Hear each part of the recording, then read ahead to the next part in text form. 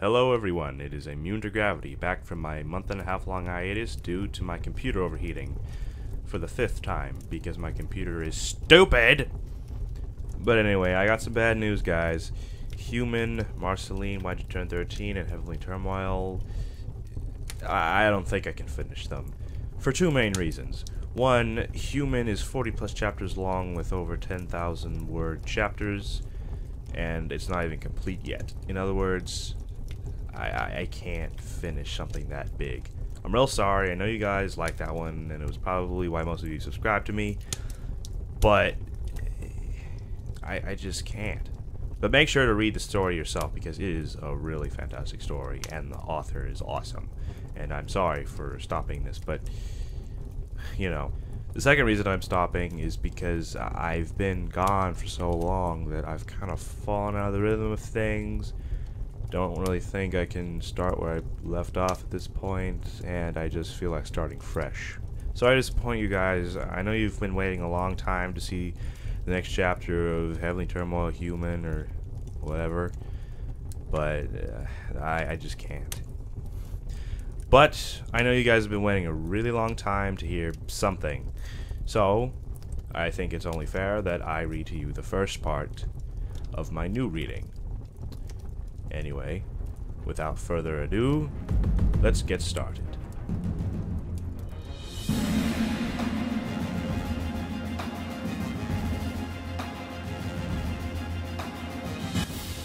Machine and Might. Prologue. Drawing Lines. Entry 24. The USS Vector is the 5th Terra-class vessel built under the banner of the United Systems and Colonies, USC. It falls under the category Supercarrier. Being a Terra-class war vessel, the USS Vector excels in military capability, being able to assault entire solar systems in mere minutes, and possessing the thickest hull the USC is capable of producing. However, in terms of pure firepower and armor penetration capabilities, Terra-class vessels are outmatched by the Mars-class super dreadnoughts. Even so, Terra-class Vectors are the biggest to date, with the USS Vector at approximately 600 kilometers in length. Being the largest, the USS Vector is also the only Terra-class vessel capable of performing orbital troop drops, as it possesses a Z-grav generator that allows it to get close to planets without altering both the vessel's and the planet's gravitational state, as well as rendering the ship almost frictionless, thus allowing to enter atmosphere without suffering structural damage. However, it should be noted that although atmospheric entry poses no threat to the USS Vector, the same cannot be said for the surface of the planet, due to the destructive force produced by the ship as it moves the air around it. Every Terra-class vessel has the necessary equipment to initiate the colonization of planets.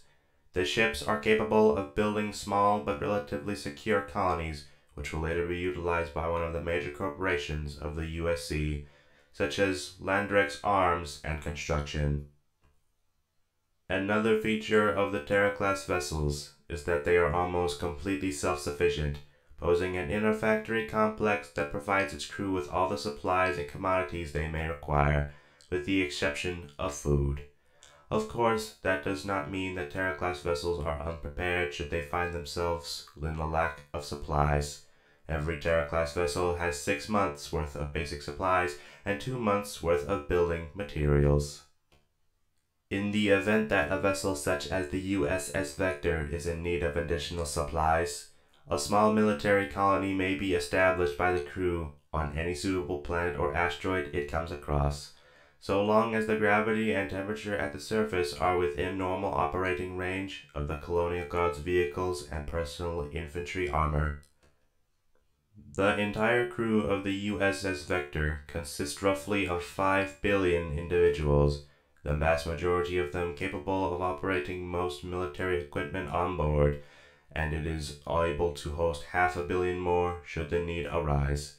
Due to their nature as both battleships and colonizers, Derek-class vessels may often come across planets with sentient life forms. For that reason, the numbers of each Derek-class vessel are carefully chosen to fit the profile of the exemplary human, strong, stern, dutiful, and trained to operate efficiently should they find themselves in a first contact scenario. The staff of the USS Vector consists mostly of humans. As having a mixed species crew, Lockeran and Getkar, for instance, would require many technological adaptations to accommodate for practical multi-species use. Colonial Guard, peace through unity and strength. End of entry. Lying on the lower half of the bunk bed was the unnaturally large man who squinted as he read the words being displayed by the small hollow pad. The whole setup was almost comical, as the device he was holding looked like a glass walnut nestled between the teeth of the fleshy nutcrackers that were his fingers. His knees were bent towards his chest, almost forcing him into a fetal position, as the bed was not big enough to fit the entire length of his legs. This man was commonly known as Atlas. He sighed, carelessly tossing the pad onto his bed as if it were nothing but a useless rag. This was the start of his third day on board the Vector, and since he had been having trouble sleeping, he'd opted to spend his time reading about the ship in which he would probably be spending the next couple of years of his life. He found the ship itself to be slightly boring. Maybe it was the fact that it was so clean and orderly unless it was in the middle of battle. Then it got better. He smirked as he pictured a few projectiles flying across the hallways, coupled with explosions resonating throughout the ship. Perhaps such a thing would not be as enjoyable for the crew, but he enjoyed a change of pace every now and again. Another sigh escaped his lips as he attempted to sit up in the bed. He cringed as it creaked loudly under his massive form.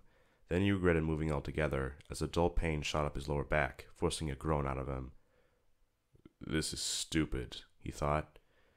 "They might as well have stuffed me inside of a crate." He relaxed as the pain subsided, resting his elbows on his knees as he rubbed his eyes. He yawned as he looked just above the doorway. 7:02 a.m. Universal Time. He sat on his bunk, looking around the room. Metal walls fenced him in on all sides. Halfway across the room sat a small sink, while at the far end housed a second bunk bed, occupied top and bottom. He proceeded to check the top of his own bunk, finding it empty. A loud hiss suddenly came from his left as the door slid into the wall. A dark-skinned man promptly stepped through the portal, leaning on the wall just inside. He was clad in a suit that was quite familiar to Atlas. This outfit was standard-issue armor. The outer layer was synthetic muscle, most commonly known as syntax. This was all reinforced with a strong, lightweight alloy of metals that could endure the harshest of conditions. The shoulder pads were large, edged with the initials GG, and painted blue and yellow, with a yellow stripe cutting across the middle, which identified him as a combat technician. "Hey, Atlas, how'd the normal sleep go?" the man asked, emphasizing his comments with air quotes. "I don't want to talk about it," Atlas groaned, stretching as he got to his feet, popping several joints as he did so. Because of his insomnia, Atlas had always had problems with sleep. The only way for him to get any real rest was through stasis. However, this did not affect him so severely. Humans had the ability to go days, even weeks without rest, and Atlas was no exception. "I figured. You don't look so pretty," the trooper said as the door slid shut behind him. "I don't recall being pretty to begin with, Morris." Atlas shifted his view back to one of his bunkmates across the room, a man lying face down on the bottom bunk, snoring loudly as a slimmer figure occupied the bunk above the first. Atlas stepped across the small space, crossing the distance in 2 seconds, and gave the man on the lower bunk a slap on the back. "Wake up, Alan." "Ah!" The man woke up with a start, briefly thrashing about weakly as he came to his senses. "Shit! Did you really have to do that again?" The man sat up, rubbing his back as the other two in the room chuckled at him. "Well, yeah, actually," Atlas replied honestly. "Last time we were on a ship with you and got attacked, it took damn near 15 minutes with the explosions to wake you up. We thought you died," Morris added in between laughs. Alan could only growl in response as he got out of bed, stretching as he did so. "Good morning, boys," said a chipper feminine voice from the upper half of Alan's bunk. Morning, Taurus," the 3 men replied in unison. She swung her legs over the edge of the bed, allowing them to dangle freely, while Atlas went back across the room and pulled out a footlocker from under his bunk. From within, he extracted a pair of pants, a shirt, socks, and his boots. Atlas quickly pulled on his socks, pants, and boots as he struggled with the shirt, which was too small once again. The ship's AI bellowed over the loudspeakers. "Attention all crew members. Reroute yourselves to the nearest armory and retrieve your equipment. Then report to your designated debriefing chamber. Attention all crew members." "All right," Atlas said, interrupting the announcement. "I'll see you guys soon." He promptly ducked under the door frame and stepped out into the hallway.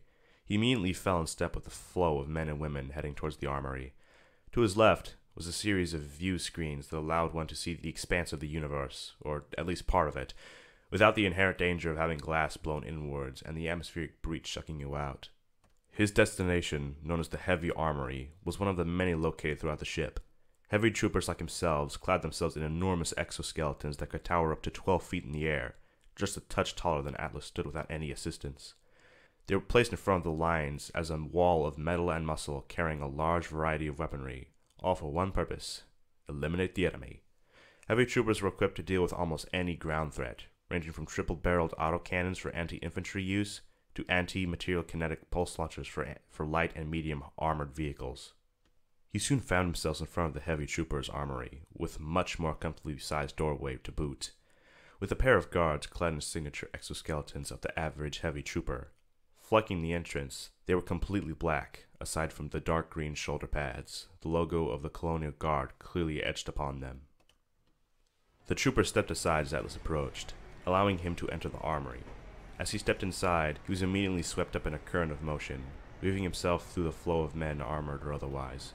Much of the bustle in the room came from the already armored men, moving from dispenser to ceiling-high dispenser, collecting their assigned equipment as they did so.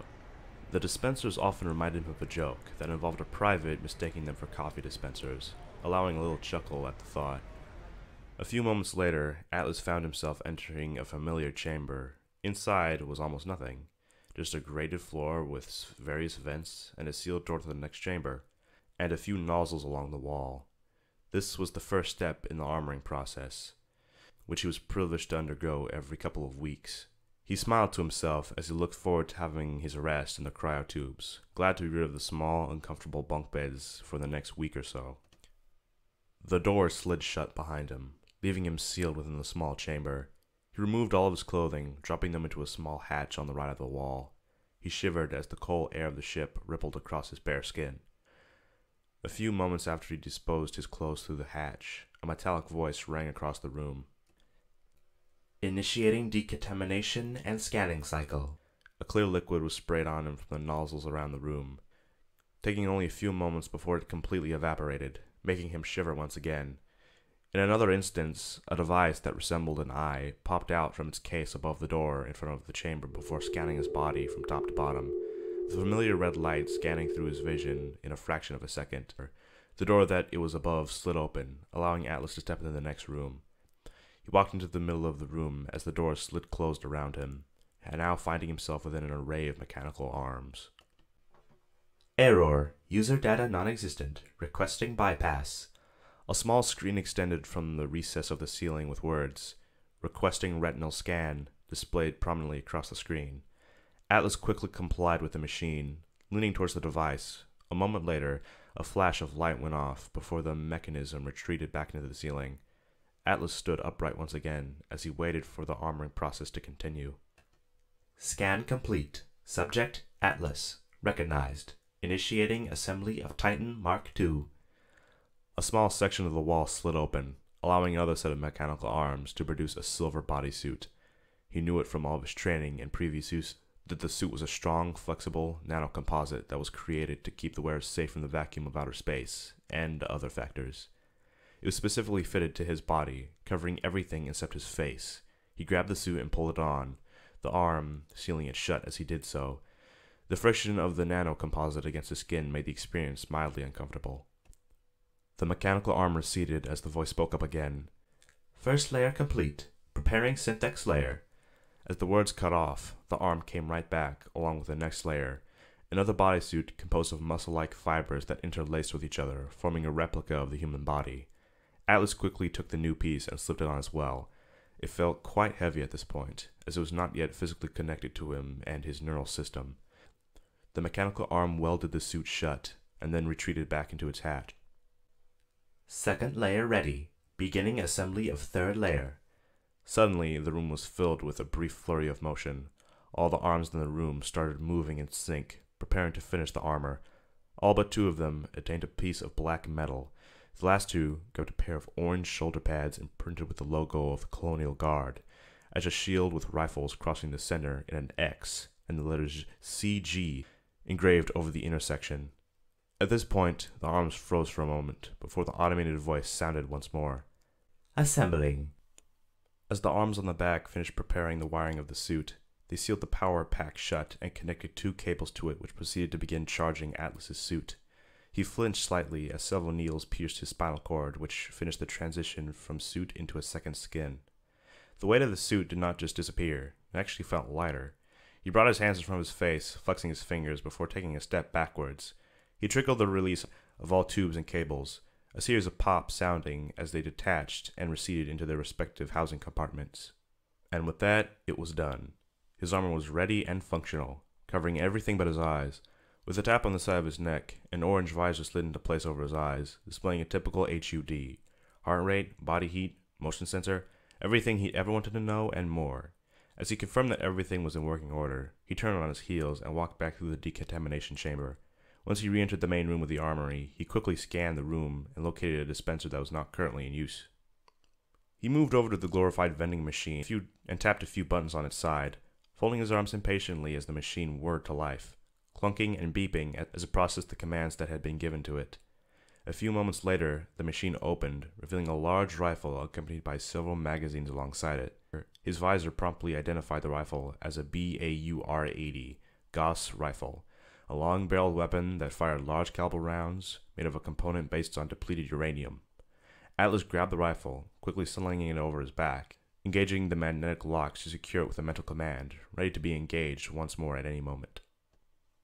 Having everything he required ready, Atlas promptly made his way out of the armory, greeted by the sight of virtual windows. Out there was a vast emptiness, a large amount of nothing. Atlas had little time to catch his tram to the debriefing chamber, but he decided it was worthwhile to take a moment for himself. A midnight blue equine with a flowing mane of blue, rimmed with a translucent border, paced around the large room. Aside from her physics-defying mane, she was defined by the wings on her back and the horn protruding from her forehead, as well as the black splotch on her flank that displayed a white crescent moon on each of her hips. "Tia, you really should get some rest. You've been up for 5 days now. Besides, wouldn't your work improve if you got some rest?" the mare implored. She was watching now as the snow-white mare, also adorned with ethereal mane, a pair of wings, and a horn, was using her magic to write several letters simultaneously. Celestia sighed as she briefly looked at the dark-furred mare before promptly returning her attention to the letters. "I know, Luna. I just need to finish these letters first. I have enough pressure on me already, and being late with these will only serve to reinforce their belief that I don't care." Luna knew, unfortunately, that her sister was right. The ambassadors from the various nations surrounding Equestria would take anything negative and blow it out of proportion. Something as small as a letter arriving late could very well satisfy the criteria for them just to do that. This was made even more likely during their last meeting, in which they made it very clear that they were not content with Equestria's policies, nor the way that they were handling their immigrants, and it was starting to affect their Equestrian economy. Luna walked over to Celestia and proceeded to nuzzle her gently. "Well, at least hurry it up so you don't miss out on the meteor shower." Luna prodded as she walked over to the balcony. "You know, enjoy the small things, right?" While the blue pony chuckled at her statement, Tia redoubled her efforts to finish the letters. She had been awake for far too long due to the recent meetings between various ambassadors, as well as the number of politicians, not to mention the veritable plethora of correspondence associated with such tasks. She was currently working on 3 letters with 3 quills moving independently. As each quill began to run dry, they would dip into an ink pot to resume their task. The speed and accuracy of which she wrote was awe-inspiring, and would have made most adept writers jealous. However, her appearance detracted from this awe-inspiring performance. Her entire body showed signs of exhaustion. Her eyelids were tinted an unusual shade of purple, and bags had formed under her half-closed eyes. Her ethereal mane and tail, which normally sparkled and fluttered as if they were a proud flag of a nation, had fallen limp, appearing as a normal pony's. Under normal conditions, she considered to be the most beautiful mare of Equestria, rivaled only by her own sister. However, the stress of the last 5 days had taken a great toll on her, giving her the appearance of having aged another 1,000 years. With a great heaving sigh, the 3 quills were returned to a single ink pond amongst the many others that still remained filled. The 3 letters were then encased in a yellow aura and promptly placed into envelopes, quickly being sealed in a wax emblem of the equestrian royalty, shortly before being sent off on a bright flash. Having completed her work, she gave a long, satisfied sigh and closed her eyes, allowing herself a moment of rest. Celestia stood up and stretched each of her legs in succession, trotting across the room to join her sister on the balcony. She carefully avoided the variety of items that were scattered across the room, such as cushions, discarded notes, empty inkpots, and several tomes. The 2 sisters nuzzled against one another, and Luna placed her midnight blue wing over Celestia's back. The meteor shower should start any moment now. I really hope we make amends with the other nations. Celestia looked up at the stars. At least Duraco appears to be loosening up. We do share a lot of similarities with zebras, Luna said. I find it hard to believe that so many ponies think they're evil. I remember reading a letter from your student about a zebra that lives in Everfree. What was her name? Ah, yes, Zecora. Maybe if every pony knew about them, the immigrants from ZebraCA would make a better living here in Equestria. I know. Nowadays, it seems most of our little ponies are xenophobic. Both of the sisters looked up, as pieces of rock and ice hurtled into the atmosphere, lighting up the midnight sky. The friction brought on by the entrance caused the rocks to ignite, and an astonishing flash of light, producing a spectacular show for those watching from below. Though the whole process took less than a second, the ionization of the atmosphere and the sheer amount of meteors ensured that the show would continue far longer than that. The 2 ponies were grinning contentedly, enjoying a moment of peace in the sea of stress that they were currently submerged in. Just as they thought the night sky was out of tricks, a bright blue flash was followed by the appearance of another meteor, burning an aura of the same hue. Celestia looked up, smiling widely. Luna, that is beautiful. I know I keep telling you, but I really do love your night. She then turned to her right, towards a rather confused-looking Luna. Luna cocked an eyebrow. Thanks for the compliment, sister, but this one doesn't feel right. She narrowed her eyes as she monitored the bright blue burning object that was hurtling through the night. What do you mean? Celestia inquired. Luna took a step backwards, eyes widening. What is it? It's getting closer! Celestia followed her sister's gaze back towards the night sky. The blue meteor had gotten significantly closer. Their hearts leapt into their throats when the crackling of the superheated air reached their ears as the object charged through the sky at speeds that would have made any Pegasus jealous. Princess's horrified filled gazes met for a moment as they shared a simple nod, as their looks of fear swiftly transformed into cold, stern expressions as they stood in tandem, planted their hooves on the ground on the bright white marble below them, and ignited their horns as they channeled the magic through their entire beings. The meteor was now clearly visible. A blue aura made of several interconnected hexagons wrapped around it, forming an image of a bright blue glowing net. Not only could they see it, but they could also sense the energy emitting from it. It was no ordinary meteor. The 2 Alicorn sisters released the pent-up energy altogether, producing a magical barrier that would protect Canterlot from the meteor. The light from the barrier could be seen for kilometers in all directions, ready to test the strength against the incoming meteorite. Their preparations complete, all the sisters could do was wait for the unavoidable impact of the meteorite, confident that the shield would be enough to deflect the debris. They were confident in this outcome. They had conquered far larger and more dangerous obstacles. They blocked even more powerful attacks and defeated even more devious foes than a meteor. This was just fool's play. The Alicorn sisters gritted their teeth in anticipation. With mere moments left before the meteorite collided with the barrier, they shut their eyes in preparation. And then nothing. Their eyes snapped open once more as they scanned the sky. The barrier was still there, but there was no trace of the meteorite. A dumbfounded look was exchanged by the sisters for a moment before the barrier dissipated, then an explosion rocked the castle. The sisters' hearts skipped a beat. That shouldn't have happened.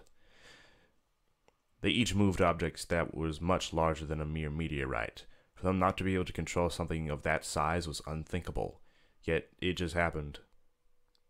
The 2 sisters froze in horror, the next moments feeling like 1,000 years before a night guard landed next to them.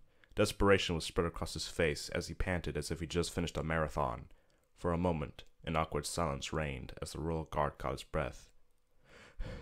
"Something hit the southern tower," the guard exclaimed, still panting heavily. "It went right through it." The princesses took off at full speed, leaving the floundering night guard in their wake. All of Camelot was awake at this point. The streets were full of alarmed citizens as screams of terror echoed through the city. Every window was lit up, and the doors were left open as confused and terrified ponies fled their homes. Most of the ponies were in nightgowns, having been rudely awakened by the explosion and not having time to worry about their attire during the commotion occurring in the destructive weight of the meteorite. It only took the Alcorns a few moments to cross Camelot, soaring through the sky at full speed as they made their way to the South District. They found themselves in a storm of paper fluttering through the air.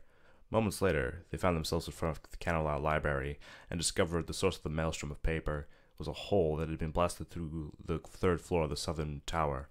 Books had been strewn aside and strewn everywhere. Fortunately, there appeared to be no threat of fire breaking out, as it would take next to no time to spread through the paper-laden environment. The Alcorn sat down near the entrance of the tower amidst the evacuation proceedings. Royal guards were quickly escorting terrified citizens out of the way from the crippled spire. They were bruised and battered, although a few ponies were not quite as lucky. Almost every pony was shouting, trying to figure out what had happened to the building, and those who weren't yelling were simply standing there, dumbfounded. 2 guards exited the building, carrying another pony clothed in a janitor's overalls, a name tag showing the name to be Scruffy, and was covered in all manners of debris, his clothes ragged and his eyes wide. "This one was on the same floor of that thing that went through, Your Highness," one of the guards said plainly, as they set down the janitor pony in front of the pair of Alcorns. The janitor pony, knees still shaking in fright, focused on staying upright as Luna approached him. "Are you all right?" she asked, carefully examining his figure in an attempt to locate any wounds, though not finding any outside the minor bumps and scratches. "What happened?" I was cleaning the floor, you know, and then I looked out the window and I saw the thing." The janitor took a few deep breaths in an attempt to calm himself. Luna gently placed a hoof over his shoulder. "Please relax and take your time," giving him a smile, hoping that would calm him down. The janitor took a deep breath and exhaled slowly. "I dove out of the way and covered my head, and then that thing came through and made a bright blue flash and this weird sound." Luna tilted her head to the side in confusion. "A sound? Mr. Scruffy, would you care to tell us what that sound was?" she asked, with a slight hint of curiosity in her voice. Scruffy's legs gave out, putting him back on the ground as he considered her question. "Oh, I don't know. I guess it was really deep. I swear it shook the tower almost as much as the crash itself. It was deep, like..." He left his mouth closed while he made the last sound, while gesticulating wildly for effect, stunning the princesses with the craziness of it all. "I see. Thank you, Scruffy. You will be rewarded for your troubles. Guards, please make sure Scruffy and the other ponies get to the hospital and are checked for their injuries," Celestia said. "Oh, but we ask that a contingent of guards remain with me," Luna added, a mischievous excitement in her voice as she turned back to Celestia. "Sister, you need to stay here and rest. We can handle this. We need to go find out what this thing is," her eyes pleading with her sister. Celestia hesitated, taking a deep breath. "All right, Luna. But please, do be careful." "Oh, don't worry. We can do this," Luna said, a smirk playing across her face. With the discussion completed, the Pegasi of both day and night guards gathered before Luna, while the Unicorn and Earth Pony guards went about their assignments. There were 11 guards left in front of Luna. Once the clamor had died down, Luna looked over to Celestia one last time, exchanging nods as Celestia lifted off and headed back towards the castle. Luna noticed that a crowd was starting to form around the spectacle of the smoldering tower. She indicated the guard on the far left line. "You, tell the rest of the guards to form a perimeter around the tower. No pony gets in without permission from a captain of the guard, Celestia, or myself." The guard immediately bowed and took flight to carry out his orders. As Luna looked back over the remaining guards, Luna cleared her throat. "All right, the 10 of you are going with me. We're going to track down that... whatever it was. Now, does any pony know where it landed after it went through the tower?" "It flew over Ponyville, Your Highness, and landed near the Everfree Forest," the guard said promptly. Luna furrowed her brow as the pony mentioned Ponyville, causing him to gulp worriedly in response. Ponyville? I hope it did not wake everyone in the town. Let us make haste! Immediately taken to the air as she finished speaking, she sped off towards Ponyville with the Pegasus guards close behind her. A yellow Pegasus with a pink mane was hiding under her couch, shaking like a leaf in the late autumn wind, while clinging to a small white rabbit who was noticeably displeased with the situation that he currently found himself in. Stuck under a couch and getting the life squeezed out of him, the Pegasus kept repeating the same phrase to herself under her breath. Oh, please, oh, please, oh, please, don't anything happen to me. Oh, please, Angel Bunny, please. Her eyes constantly swept through the room as the night shadows played around the corners of her room. Though she knew that the only things in her humble abode were the variety of creatures she was taking care of, the commotion outside had awoken many of them. Her eyes snapped back to the window as she noticed something out of place. A pair of glowing red eyes staring inside. She shrieked, crushing the bunny even more as she shrank even further beneath the couch. The meteor had crashed on the outskirts of the Everfree Forest and had dug a trench far away into the forest before it had come to a halt. The grass around the impact was singed, trees had been reduced to splinters, and the dirt in the area was hot to the touch. The sound of flapping wings could be heard, as from the distance Princess Luna and her contingent of Pegasus guards came into view, illuminated by the midnight moon. The guards landed a safe distance away from the impact site, not sure what to expect from the object. Luna took in her surroundings as she approached the site. The cottage of Fluttershy, the spirit of the element of kindness, stood off to her left, while Sweet Apple Acres was visible far to the right, the Everfree Forest, along with its recently formed ditch, in front of her. She could still see a faint red glow in spots of the friction between the object and the ground, leading Luna to believe that what the fallen star was, it was composed of metal. She then looked at the object itself. It was like nothing she had ever seen before. She couldn't make out the details from where she stood, but they did not look natural. She quickly looked over the guards. Spread out. Look for anything of importance, she ordered, as she trotted towards the object lying in the forest. Just what in Equestria is this? Luna thought to herself as she circled the alien contraption. Now that she had taken some time to examine the crashed object, she had found that it appeared to have a window in front, and opposite that was a door, hinges located at the bottom, that was currently lying open. Inside was a large compartment, its inside containing seats and lights that glowed with a faint hue of blue, which tried but ultimately failed to give a clear picture of said compartment. There was a pair of metal wings that was fixed outside the object, which itself was mostly composed of metal. She concluded that the design must have been created with high speeds in mind, as it had flown faster than anything she had ever witnessed before, giving her an idea of what it was probably used for. Coming to the conclusion that the thing was used for transportation, and most likely not alive, Luna breathed a sigh of relief. After a few moments of trying to figure out what the thing was, she noticed the two guards that had rescued Scruffy from the tower earlier were standing nearby, idly chatting. She approached them, receiving salutes as the two ponies noticed her presence. Your Highness! I need both of you to come with me, Luna said. We're going inside of it. The two guards hesitated for a second before nodding their understanding. Yes, Princess. Luna turned back to the box and walked over to the other side that had the door. It was almost pitch black inside of it, save for some spots and bits which glowed a faint blue. But aside from that, nothing too interesting nor eye-catching could be seen. Luna ignited her horn, shining some light inside the metallic contraption as she walked confidently towards the entrance. The two guards close behind, clearly unnerved by the situation. One visibly shaken, the other merely hesitant. The princess's light illuminated the insides of the contraption, allowing a better view of what was found inside. Along the sides were what seemed to be seats, but different from what those that you would normally expect. Each of them had straps that were clearly not meant to be used by a pony.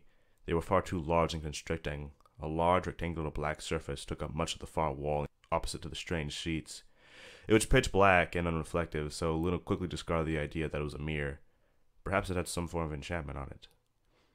A rotten odor invaded their senses as they continued further inside, Luna's light illuminating the interior of the contraption. The three ponies noticed the floor was bathed in blood. A rotten stench crawled deeper into their nostrils with every step they took, eventually causing the guards to gag. Copper, you alright? Asked the other.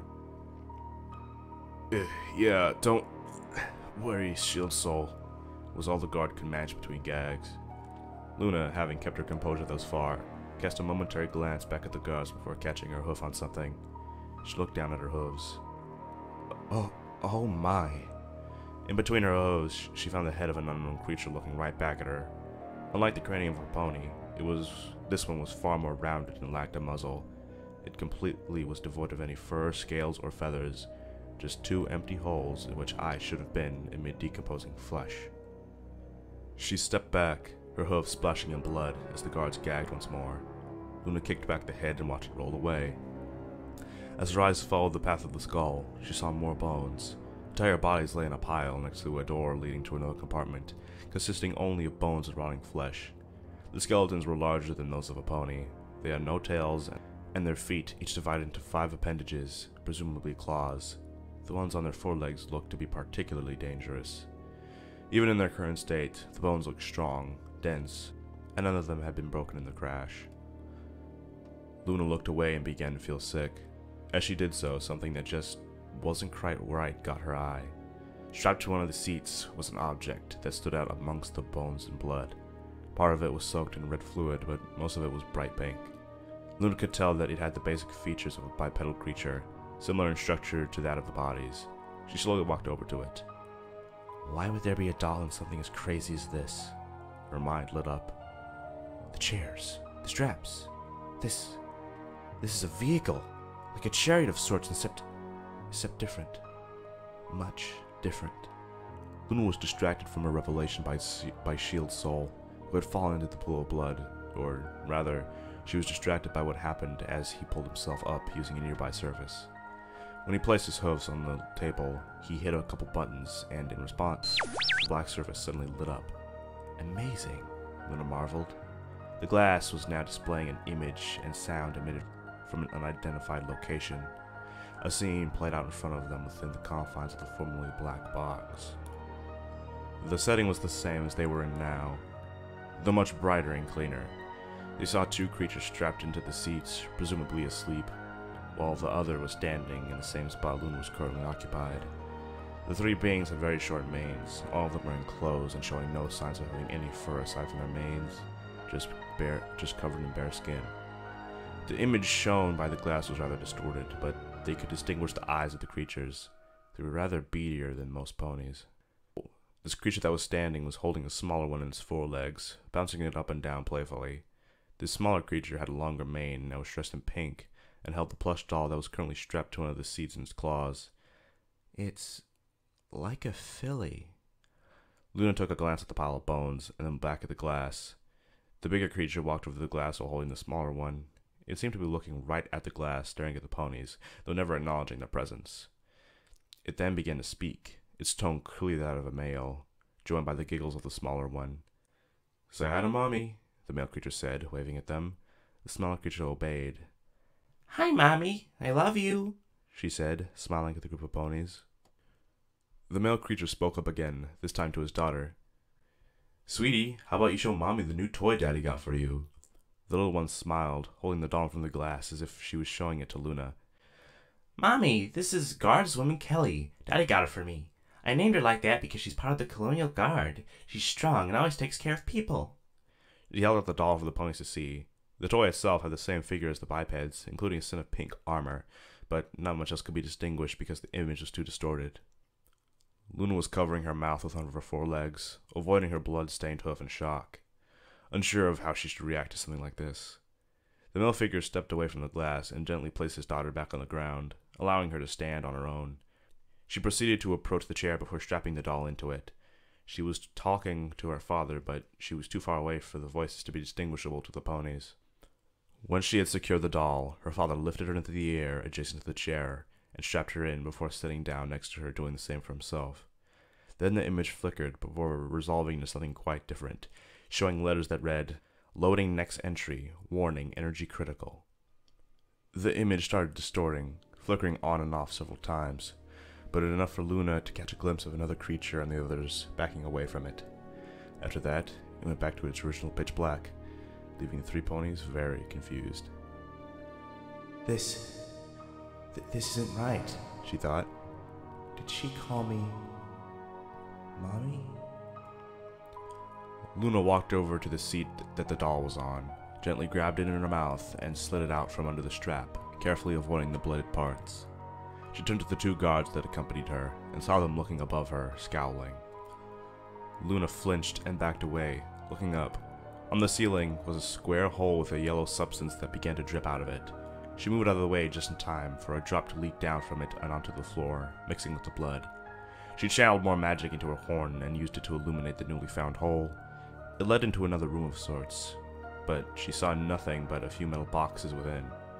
She shook her head to clear her thoughts, and then looked back to the guards. "Go to Ponyville. Make sure every pony is safe. I don't think that everything that was inside of this chariot was dead when it arrived. Hurry. I will go to Camelot and speak with my sister. I'll be back in no time." Copper and Shield nodded. "At once, Princess." Luna trotted out of the contraption, promptly pushing off from the ground with a mighty flap of her wings, taking flight in the direction of Camelot. She never noticed the 2 glowing red eyes that stared at her from inside the forest.